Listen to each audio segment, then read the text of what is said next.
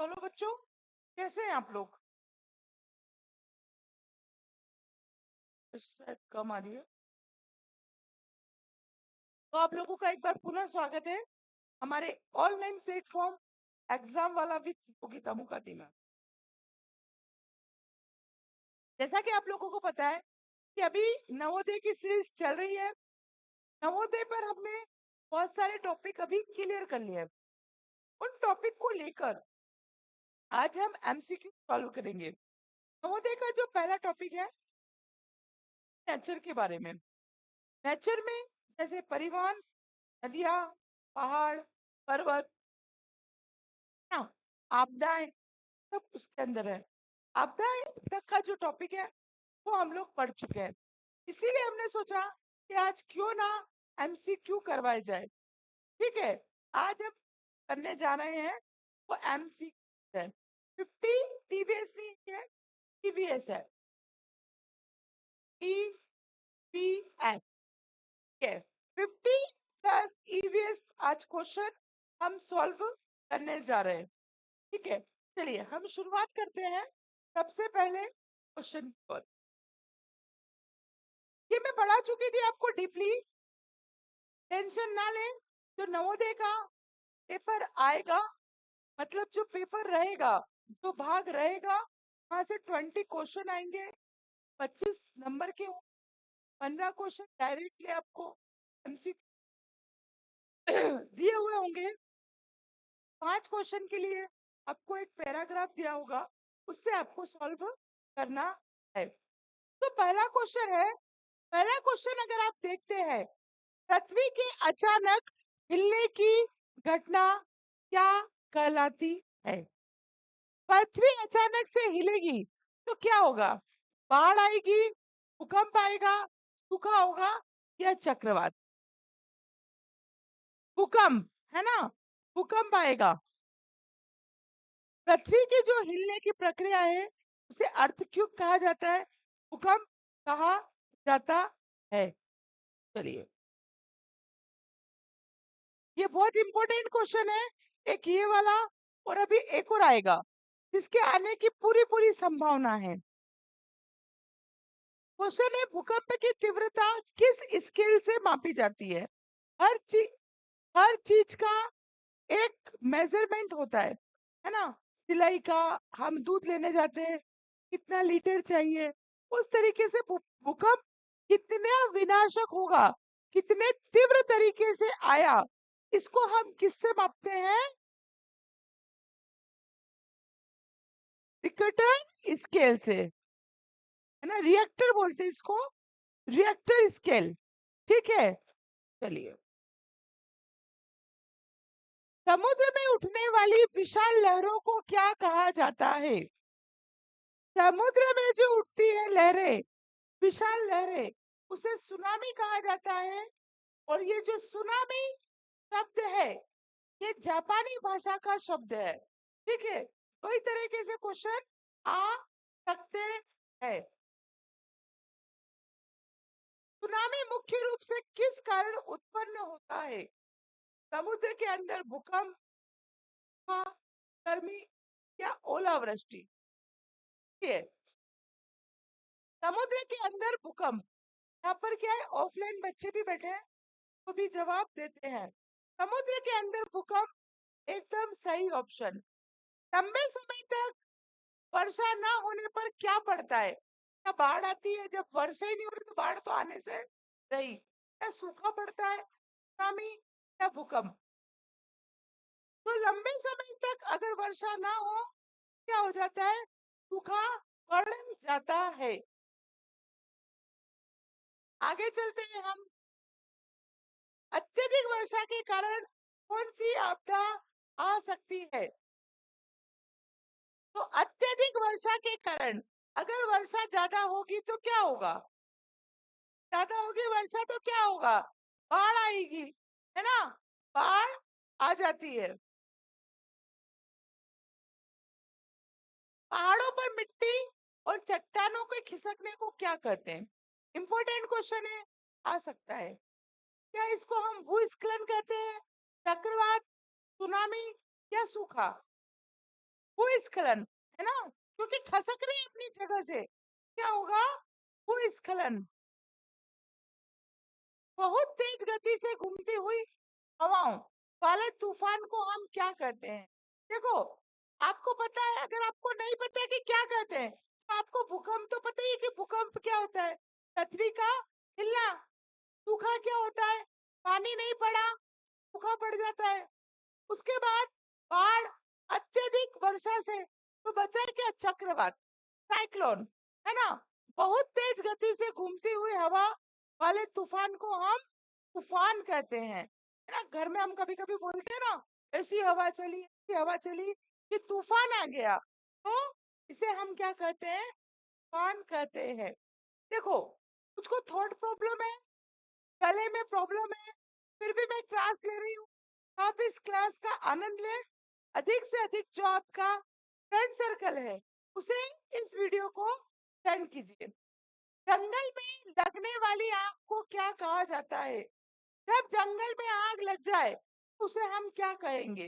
तो जैसा कि आपको पता है, फॉरेस्ट फायर, वनाग्नि, है ना। बाढ़ नहीं कहते, सुनामी नहीं कहते, भूकंप नहीं कहते। सुनामी आपको पता है, समुद्र में आती है। बाढ़ क्या होता है? जब अत्यधिक वर्षा होती है। और भूकंप, पृथ्वी जोर जोर से क्या करती है? हिलती है। अब देखो, थोड़ा सा दिमाग वाले क्वेश्चन अब चालू होंगे।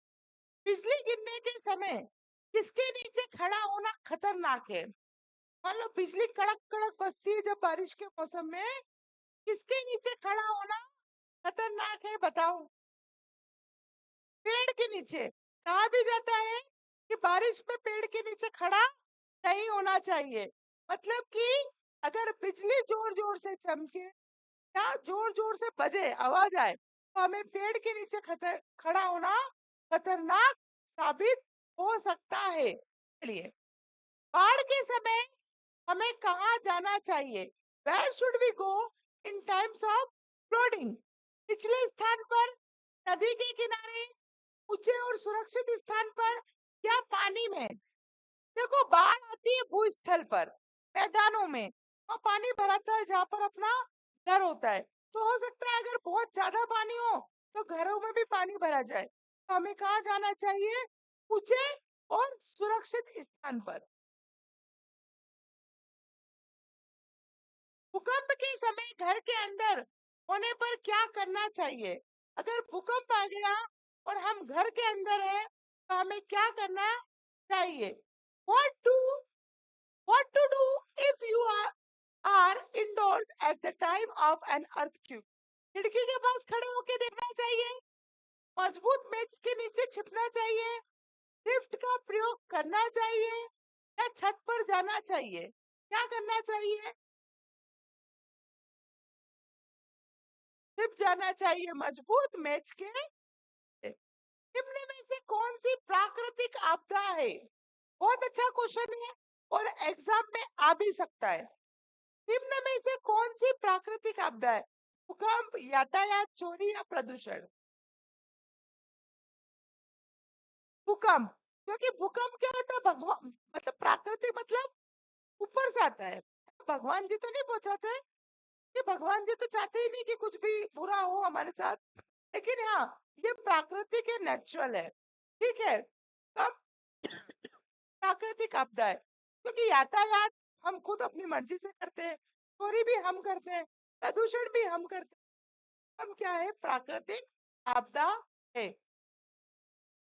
सूखे का सबसे अधिक प्रभाव किस चीज पर पड़ता है? खेती पर, सड़क पर, मोबाइल पर, या भवन पर? सूखे का साल होता है, बारिश नहीं होती, ऑब्वियसली हमारी जो खेती है, जो क्रॉप्स हम बोते हैं, उस पर बहुत ही नकारात्मक प्रभाव पड़ता है।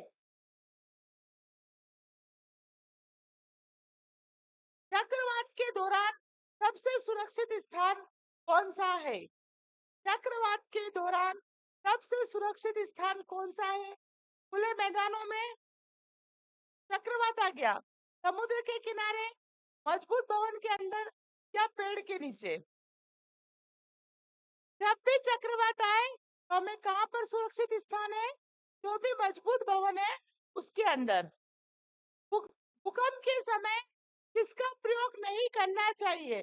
सीढ़ियों का, लिफ्ट का, मजबूत मेज का, या सुरक्षित स्थान का?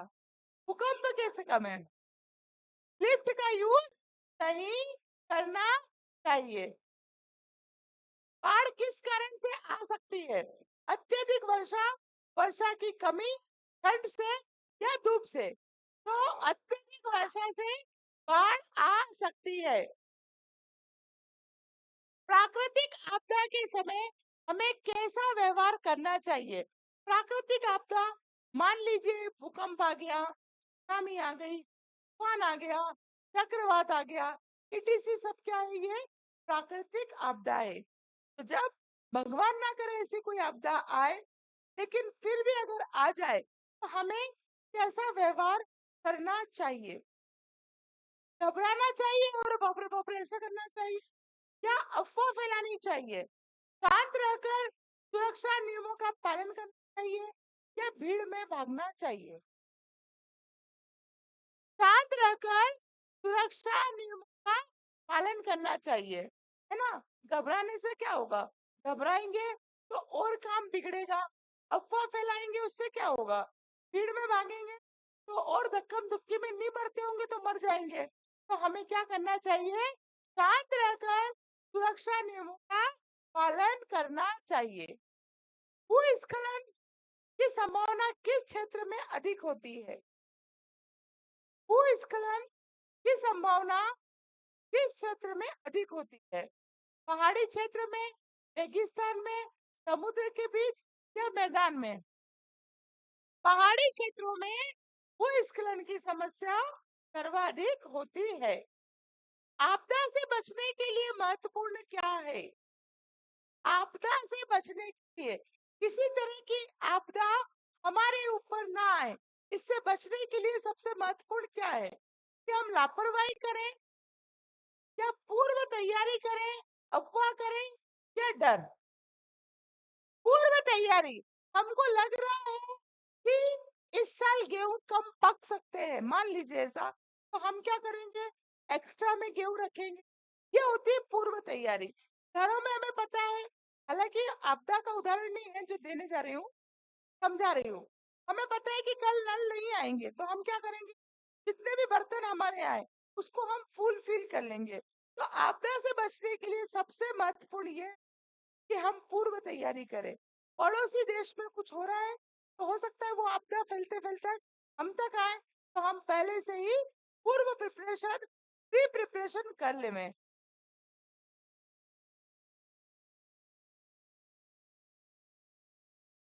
सुनामी का सबसे बड़ा खतरा कहाँ होता है?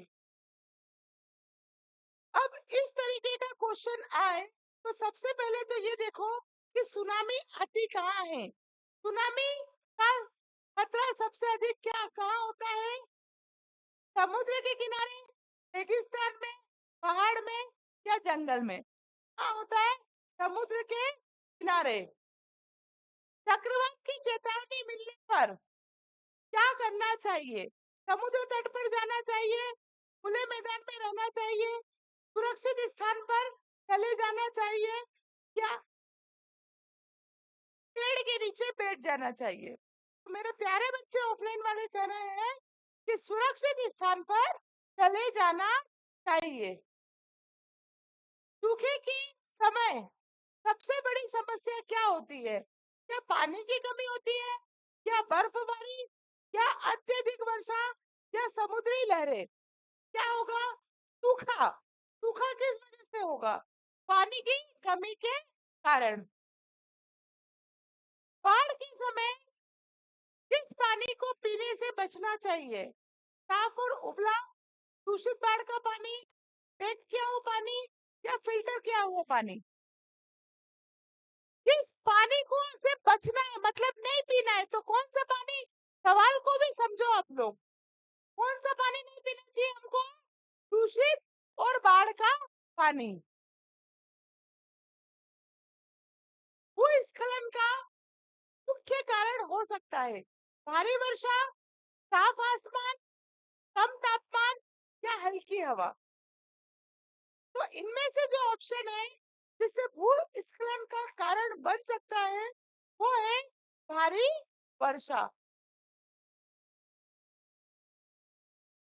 आकाशीय बिजली के समय सबसे सुरक्षित स्थान कौन सा है? जब आकाश में बिजली चमचमाए, है ना, अपन कहते हैं ना बिजली चमचमा रही है, तो सबसे इनमें से बताना है। सबसे सुरक्षित स्थान तालाब के पास, पक्की इमारत के अंदर, पेड़ के नीचे या खुले मैदान में? पक्की इमारत के नीचे।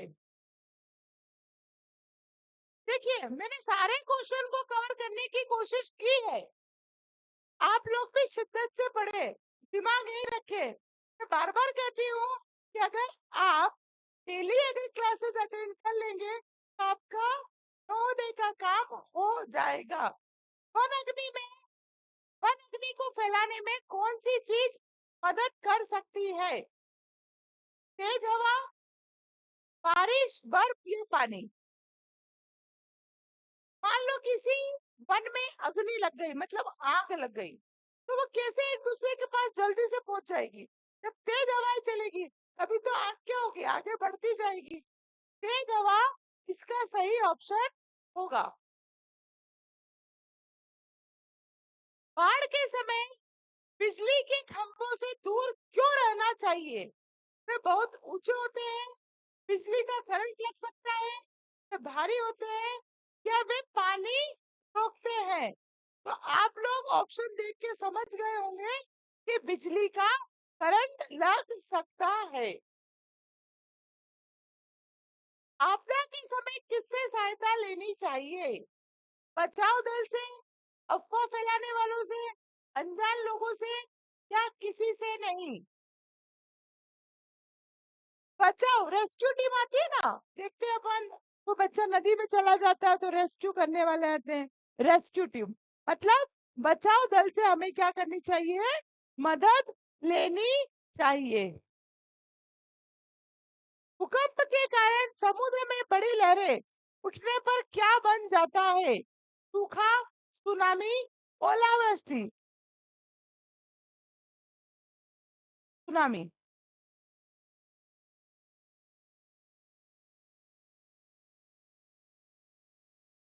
बाढ़ आने पर नदी के पास जाना चाहिए या नहीं?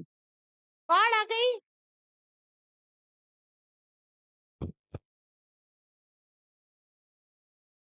बाढ़ आ गई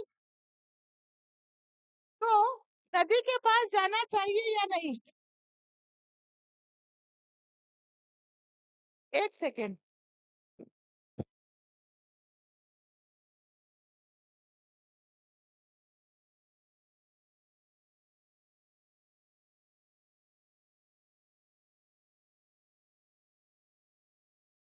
sorry for disturb you. Go to the river when there is flood और नॉट? बाढ़ आने पर नदी के किनारे जाना चाहिए? आंसर इज नो, नहीं जाना चाहिए। प्राकृतिक आपदा से पहले बनाई गई योजना को क्या कहते हैं? What can a plan made before a natural, अब मतलब प्राकृतिक आपदा आ गई ना, डिजास्टर बी कॉल्ड। प्राकृतिक आपदा से पहले बनाई गई योजना को क्या कहते हैं? ऑब्वियसली क्या कहेंगे इनमें से? आपदा तैयारी योजना, डिजास्टर डिफिकल्ट भी बोल सकते हैं या रीप्लान भी बोल सकते हैं या प्री प्लान भी बोल सकते हैं। चक्रवात के समय खिड़कियों से क्या करना चाहिए? What to do with the windows at the time of cyclone? दूर रहना चाहिए, खिड़की खोलकर देखना चाहिए, खिड़की के पास खड़ा होना चाहिए या बाहर निकलना चाहिए? तो दूर रहना चाहिए, शाबाश। सूखे से बचने का सबसे अच्छा उपाय है जल संरक्षण, पानी बर्बाद करना, पेड़ काटना या नदियों को गंदा करना? Water conservation, wasting water, down trees या polluting rivers? What is the right answer? जल संरक्षण, पानी को बचाकर रखना चाहिए। इसीलिए कहा भी गया है कि पानी पानी का क्या करना चाहिए? संरक्षण करना चाहिए। पानी को बिना वजह वेस्ट नहीं करना चाहिए। बाढ़ के बाद सबसे जरूरी क्या है? मान लो बाढ़ आ गई, उसके बाद सबसे जरूरी क्या है? दूषित पानी पीना, साफ पानी और स्वच्छता का ध्यान रखना, गंदे पानी में खेलना या नदी में जाना? साफ पानी और स्वच्छता का ध्यान रखना। भूकंप के बाद किस खतरे की संभावना हो सकती है? इमारतों का गिरना, वर्षा रुकना, फसल बढ़ना या ठंड कम होना? इमारतों का गिरना। ऑब्वियसली भूकंप आएगा तो क्या होगा? अर्थ क्यों होगा? अर्थ पूरी हिलेगी, तो उससे जो इमारतें हैं अपने स्थान से डगमग डगमग तो होगी।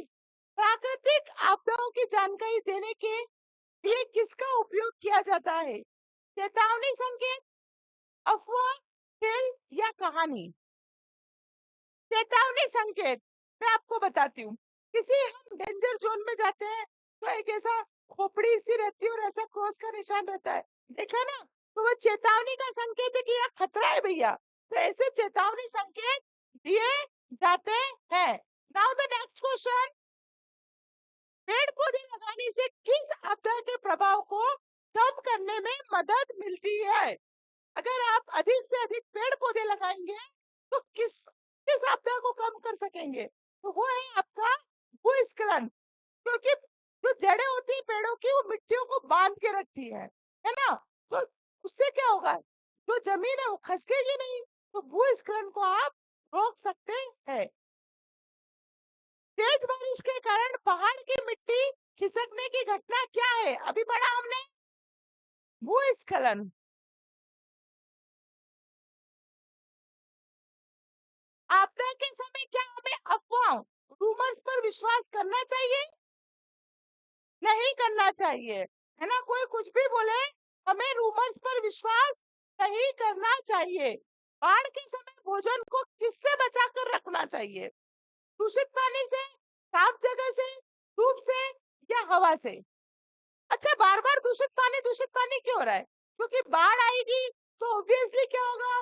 जो जल स्तर है वो बढ़ेगा और गंदा पानी उसमें रहेगा, तो हमें दूषित पानी से भोजन को बचा कर रखना चाहिए। बिजली चमकने और गरजने के समय किस स्थान से दूर रहना चाहिए? खुले मैदान, पक्की इमारत, सुरक्षित कमरा, घर? किससे दूर रहना चाहिए? तो खुले मैदानों से दूर रहना चाहिए। प्राकृतिक आपदाओं से होने वाले नुकसान को कम करने के लिए क्या जरूरी है? जागरूकता और तैयारी। It means awareness and preparation. Second is लापरवाही। Third is rumours and fourth means डर, फियर। जागरूकता होनी चाहिए, है ना? जैसे अभी आपदा आई थी कोरोना की, हम जी गए, क्यों? क्योंकि हम जागरूक थे, हम सैनिटाइज करते थे, बिना मतलब बाहर नहीं निकलते थे। ये होती है awareness. Okay, understood? Now the next question, give me the answer. इनमें से कौन सी आपदा मनुष्य के कारण भी हो सकती है? वन अग्नि, भूकंप, सुनामी या चक्रवात? हाँ, अगर कोई मनुष्य मान लो स्मोकिंग कर रहा है ना, और उसने आधी जली हुई तो भी वो स्मोकिंग कर रहा है, फेंक दी तो क्या होगी? आग। बाकी सुनामी लाने की ताकत मनुष्य में नहीं है। तुम सुनामी तब लाओगे जब तुम्हारा सिलेक्शन हो जाएगा, ठीक है? तो सुनामी तब लानी है, वन अग्नि इसका सही ऑप्शन है। बाढ़ के समय बच्चों को कहाँ नहीं जाना चाहिए? ये हो गया। आपदा के समय घायल व्यक्ति की सहायता करने वाले दल को क्या कहते हैं? अभी पढ़ा, बचाव दल, रेस्क्यू। सूखे से सबसे अधिक प्रभावित होने वाला प्राकृतिक संसाधन क्या है? जल, है ना? सूखा पड़ेगा तो जल की कमी होगी। प्राकृतिक आपदा आने पर सबसे पहले किसकी सुरक्षा करनी चाहिए? मान लो प्राकृतिक आपदा आ गई, हमारा घर डूब रहा है, हमको मालूम है कि निपट जाएंगे, नहीं बचेंगे तो। और सोचो घर में खूब सारे पैसे पड़े, नोट जो डूबने वाले पानी में, तो क्या करोगे? पहले अपने आप को बचाओगे कि नोट लेने दौड़ोगे? पहले हम अपने आप को बचाएंगे। तो मनुष्य के जीवन की आपदा प्रबंधन का मुख्य उद्देश्य क्या है? नुकसान को कम करना और लोगों की जान बचाना। तो तो ये 50 क्वेश्चन हमने अच्छे से कवर कर लिए। इस टाइप के ही क्वेश्चंस आएंगे और मैं आपको लमसम क्लासेस करवाऊंगी। वीडियो को लाइक करें, शेयर करें, ताकि सभी बच्चे इसका आनंद ले सके। तो नेक्स्ट क्लास में बहुत जल्द मिलेंगे। तब तक के लिए जय हिंद, जय Bharat. Thank you very much.